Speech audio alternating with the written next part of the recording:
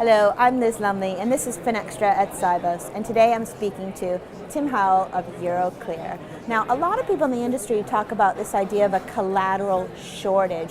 Why is there such a fear around this? Well, this is driven by the change in regulation, whether it be Dodd-Frank in the States or EMIR in Europe, where there is a requirement for collateral to support far more transactions than was previously the case. This has coincided with a time when a lot of government debt is not deemed to be as high quality collateral as it was in the past. And so there was a concern then that there's an increased requirement at the same time that there was a reduced supply. So what other challenges should the market be concerned with then? Well, on the collateral front, we see it slightly differently. I mean, there's undoubtedly an increased demand. We actually believe there is an appropriate supply of collateral, it's just not necessarily in the right place. So the nuance on this is in fact having to devise ways of making collateral more mobile and moving it more efficiently from the places where it is to where it's going to be needed. So we think it's slightly subtler than there's a shortage. The amount is there, it's just, we need to orchestrate the ways in which this can be maneuvered into the appropriate markets.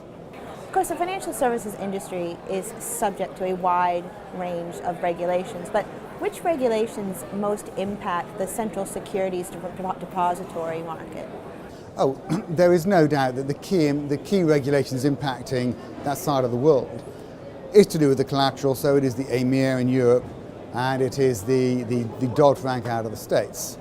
But having said that, I think we're now seeing other parts of the world understanding that notwithstanding a regulatory push for some of these things, that they genuinely mitigate risk. Therefore, we shouldn't necessarily cast these things as just a demand of regulators.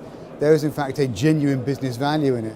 So we're increasingly seeing other parts of the world that are not subject to Dodd-Frank and not subject to EMIR, beginning to think that they should take a similar sort of approach, albeit not regulatory driven, but driven just by the risk mitigation effects on their underlying business.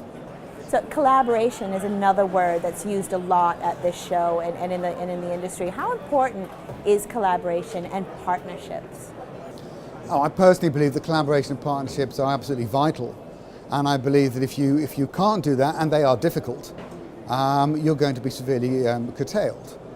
So I think the days of, say, pre-crisis, when people would say they were going to do everything themselves in every country in the world, has just moved on. Regulators are looking far more at the local areas, about local control.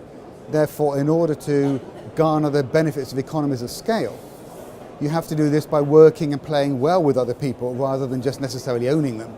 And so I think this idea of collaboration, as for example we've done with the DTCC and the collateral highway, is purely on the basis of there is a public good, a good to be given to the market, but it will not be done by a corporate action of these things being joint.